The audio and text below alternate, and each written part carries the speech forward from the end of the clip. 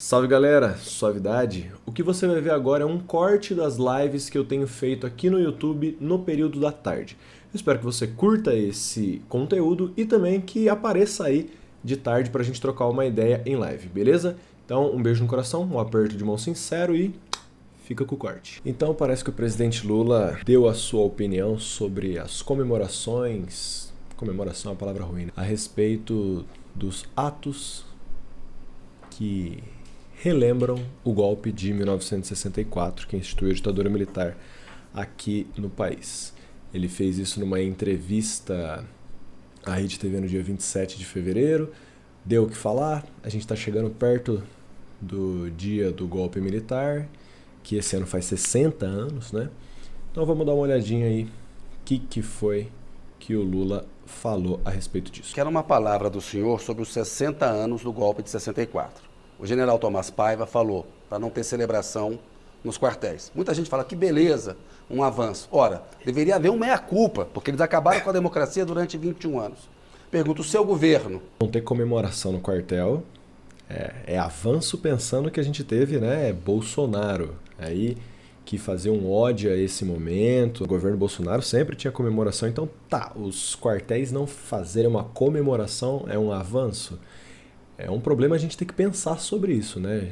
O exército ainda comemora esse período, os militares ainda querem de alguma forma ou de outra comemorar esse período, então isso já demonstra um problema em relação à instituição militar. O exército ainda precisa que uma liderança, né, coloque isso de cima para baixo, é sinal de que existe um problema. Mas vamos ver, né? Como que é o nome do entrevistador aqui? Eu não lembro o nome dele. Ele fala um meia-culpa, não é meia-culpa que as Forças Armadas têm que fazer, né? A gente precisava de uma reparação histórica, mas vamos continuar. Fez um ato em 8 de janeiro, em memória, sobre o ato de 2023, para que nunca mais se repita. 60 anos de golpe militar. Como que o senhor vai tratar essa questão? Ponto importante já. Lula, esse ano, no dia 8 de janeiro, então ele fez um ato para falar da tentativa de golpe que aconteceu no ano passado, em memória. Presta atenção nessa palavra, em memória, com a intenção de pedir ou de retomar ou de pressionar para que isso não aconteça novamente. E como que ele vai lidar então com 1964, com um golpe que tirou do brasileiro uma democracia ainda, né, incipiente, colocou um regime ditatorial, repressivo, que durou 20 anos, né, mais de 20 anos. Como que o governo Lula vai lidar com isso agora? Eu, sinceramente, vou tratar da forma mais tranquila possível. Tá? Eu estou mais preocupado com o golpe de janeiro de 2023 do que com 64. Eu tinha 17 anos de idade. Estava dentro da metalúrgica independência quando aconteceu, sabe, o golpe de 64. Será que o Lula sabe que não é sobre ele? Ah, eu tinha 17 anos quando isso aconteceu, faz tempo, eu tô mais preocupado com esse de 8 de janeiro que foi, né, no meu governo. Será que ele entende que o golpe de 64 não é necessariamente sobre ele, embora seja, né, porque ele é uma figura política que se desenvolveu politicamente durante a ditadura como uma liderança sindicalista batendo na ditadura militar, então também é sobre ele. Tudo bem que em 64, quando aconteceu o golpe, ele tinha 17 anos e tal. Mas assim, convenhamos, é maior do que ele, né? Não é sobre ele. Isso já faz parte da história, já causou o sofrimento que causou. O povo já conquistou o direito de democratizar esse país. Sabe, os generais que estão hoje no poder eram crianças naquele tempo, sabe? Alguns acho que não tinham nem nascido ainda naquele tempo. Então, o que eu não posso é não... sabe, de tocar a história para frente, ficar remoendo sempre. Ou seja, essa é a fala infeliz, acho que todo mundo levantou, que os institutos de história estão batendo. Olhar para um período traumático da história não é remoer a história. Muito pelo contrário, a gente precisa olhar para esses momentos, conversar sobre eles, debater sobre eles, investigar o máximo possível por que eles aconteceram, como eles aconteceram, para entender como é a nossa história e aí sim pensar em mecanismos para tentar impedir que isso se repita. Olhar para o passado, principalmente para esses momentos de trauma, não é remoer o passado, remoer a dor, não. Muito pelo contrário. É um mecanismo necessário para que a gente possa entender como essas atrocidades aconteceram e, a partir disso, tentar desenvolver instrumentos para impedir que elas se repitam, né? Como a gente vê, o fato da gente ter eleito em 2018 um cara de extrema direita, conservador, que retoma a ditadura militar enquanto algo positivo, que faz homenagem a torturador do regime militar. Isso demonstra claramente que essa questão da ditadura não está bem resolvida na nossa história. Essa é uma parte da história do Brasil, sabe, que a gente ainda não tem todas as informações, porque tem gente desaparecida ainda, porque tem gente que isso pode se apurar. Mas eu, sinceramente, eu não vou ficar me remoendo e eu vou tentar tocar esse país para frente. Eu tenho um compromisso de fazer esse país voltar a crescer economicamente. Eu quero que esse país seja a quinta ou a sexta economia do mundo. Eu quero gerar emprego de qualidade. Eu não quero ficar remoendo, fazendo as coisas, sabe, sempre pensando no passado, no retrocesso. Dar a volta por cima. Dar a volta por cima. Não é assim que funciona, cara. Não é, vamos esquecer o que aconteceu no passado, não vamos falar disso. Eu, sinceramente, não sei se esse discurso do Lula está sendo de improviso, se ele conversou com a equipe dele a respeito de qual é a melhor posição a ser tomada, até para não gerar um atrito com as Forças Armadas, pensando que grande parte da população vê nas Forças Armadas aí um sinal de, sei lá, de respeito e de autoridade. Então talvez o Lula não queira atritar com as Forças Armadas para não perder popularidade. Pode ser uma estratégia, mas pensando no que são as Forças Armadas no país, no que é o golpe militar, no que é a própria figura do Lula enquanto um sindicalista, enquanto uma pessoa que se propõe a ser um representante da classe trabalhadora, das classes oprimidas, usar esse discurso de não vamos falar sobre o passado é negligente, né? Novamente o Lula adotando aquela postura de conciliação, onde nessa conciliação quem abre mão dos interesses é a classe operária, é a classe oprimida, para satisfazer vontades dos opressores, inclusive opressores históricos, como são as Forças Armadas em muitos momentos da história do país, porque não é só em 64, não é só na ditadura militar que os militares tentaram impor autoritariamente a sua vontade, né? E no caso da ditadura militar, conseguiram. Então, acho que o Lula está sendo negligente enquanto a figura que ele aparentemente deseja ser, né? Esse representante das classes oprimidas, dos trabalhadores, quando ele fala que ele não quer tocar no passado, não quer falar do golpe militar de 64, quando ele faz 60 anos esse ano. Então é um momento ótimo para falar disso. E necessário. Eu fico pensando que nesse tempo que teve o golpe militar, eu passava muita fome com a minha mãe e outro irmão. Eu não quero ficar lembrando disso, não. Sabe, a fome que eu passei com a minha mãe já passou. Sabe, então agora eu quero que as pessoas comam, eu quero que as... Veja só que coisa. Peraí, Pantufo. Ai, ele quer participar, ele não consegue. O Lula fala que naquela época, né, que no passado ele passava fome com a sua mãe, que ele não quer retomar disso. Um dos grandes motes da campanha do Lula foi justamente a questão da fome. E eu acredito que um dos pesos muito grande que o Lula tem quando ele fala da fome é justamente pela memória de dor que ele tem em relação à fome.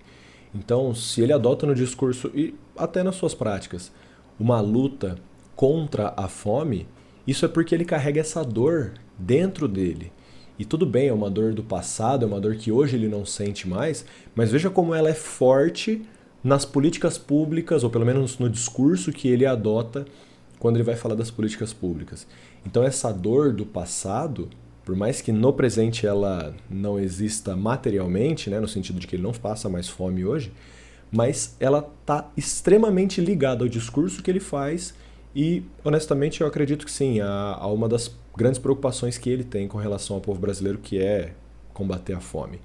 Então, aquela dor do passado, ela é presente e ela é um combustível para pensar as políticas públicas que essa liderança política vai adotar. As pessoas trabalham, eu quero que as pessoas vivam, sabe?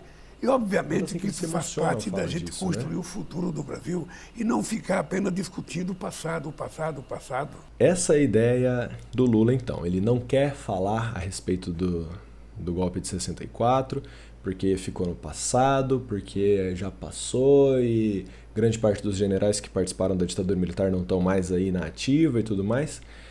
É um discurso de conciliação. Eu acho que pode ser uma estratégia mesmo para não atritar com as Forças Armadas, visto que o Bolsonaro levantou muito essa bandeira da ditadura militar e comemorava, né, o golpe durante o seu governo. Então talvez o Lula esteja evitando falar disso para não perder popularidade, talvez com uma galera da direita, não sei. Mas o fato é que isso é uma postura equivocada, totalmente na contramão de uma figura que se propõe a ser uma liderança popular, uma liderança do povo, uma liderança da classe trabalhadora, uma liderança dos oprimidos. Se teve um povo que foi extremamente oprimido durante a ditadura militar, foi a classe trabalhadora. A gente geralmente fala muito, né, dos militantes de esquerda que sofreram, foram presos, torturados, e de fato a gente precisa falar dessa galera, mas um grupo social que foi extremamente violentado e que a gente não tem tantos registros porque não eram de classe média e tudo mais, eram justamente as populações marginalizadas, principalmente das periferias, né? Então, a gente precisa sim retomar a ditadura militar, a gente precisa falar desse período, porque ele aconteceu em 64, faz 60 anos, mas as marcas desse período são extremamente presentes ainda hoje. A dor que foi gerada nesse período ainda está viva hoje. É como se a gente falasse, a escravidão brasileira oficialmente ela acaba em 1888. Então não vamos falar mais de escravidão hoje. Sendo que escravidão é não só mais uma, senão o maior trauma da história brasileira. E a ditadura vem logo em seguida. Então, como assim? Eu entendo que talvez seja uma estratégia aí para não gerar atrito com as Forças Armadas no momento em que as Forças Armadas têm o apreço de uma grande parte da população, mas se a gente não comprar esses embates, se a gente não comprar esses debates, se a gente não levantar essas memórias de dor, de sofrimento desses momentos repressivos da nossa história, como que a gente vai criar mecanismos para tentar impedir que eles retornem? Se hoje o exército e o autoritarismo do exército tem tanto apreço em grande parte da população, a gente tem gente pedindo intervenção militar a todo momento, a gente tem gente defendendo que, nossa, se os militares estivessem no poder, o Brasil ia ser uma maravilha, né? Essa ideia da utopia autoritária. Se a gente tem isso na cultura brasileira, em grande parte é porque, quando a ditadura acabou, o Estado brasileiro não fez o que deveria fazer, que era justamente ir atrás dos responsáveis, punir os responsáveis, desenvolver marcos históricos para que a gente sempre refletisse a respeito desse período, no sentido de valorizar as vítimas e condenar os algozes. Então, quando o Lula resolve não falar sobre isso, ele está contribuindo para que esse período autoritário tenha, na visão da população, um ar romantizado. A gente precisa falar sim das dores da nossa história para, quem sabe, evitar que esses momentos autoritários voltem a surgir. E a gente está vendo que eles estão na boca, gente. 8 de janeiro, que o Lula está falando aí, tem uma grande influência da ditadura militar e de uma visão romantizada desse período na cabeça daquelas pessoas. Então a gente precisa falar desse momento. A gente precisa aproveitar que são 60 anos do golpe militar para tocar nesses assuntos. E o Lula era um cara para fazer isso, mas como infelizmente é prática, ele está buscando uma conciliação, e uma conciliação onde quem cede nessa relação é a classe trabalhadora, onde quem cede nessa relação são justamente os oprimidos, a favor dos algozes. O Lula tá mandando mal nessa postura, ele tá totalmente equivocado se ele se pretende, né, a ser uma liderança do povo e tudo mais. Essa postura dele tá totalmente equivocada, no meu entendimento. É necessário sim provocar, é necessário sim tocar naquilo que incomoda, é necessário sim falar daquilo que muitas vezes vai gerar polêmica, vai gerar debate, sim, mas a função do cara é essa, né? Ele não é um líder popular, então a função dele é sim provocar esses debates que são extremamente importantes para o povo brasileiro. Internacionalmente, o Lula está peitando. as falas dele sobre a questão da Palestina e tudo mais. Mas cadê esse embate todo aqui no Brasil? Aqui dentro, ele adota essa política conciliadora, Lulinha paz amor. E aí é um problema, porque esse tipo de postura é justamente o oposto do que a gente precisa se a gente quer, de fato, promover um Brasil que seja popular, que faça a vontade do povo, que esteja de acordo aí com os interesses da classe trabalhadora, que é quem faz o Brasil girar.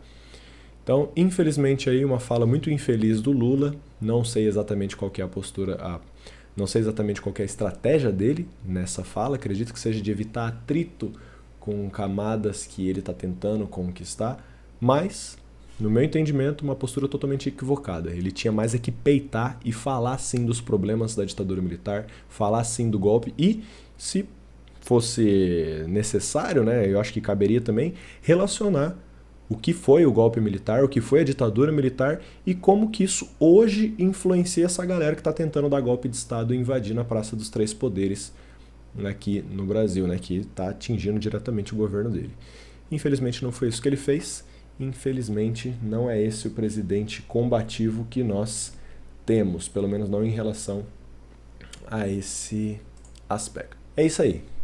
Você que está assistindo esse corte, fica à vontade para comentar, para discordar, para mandar para a galera, para refletir sobre isso.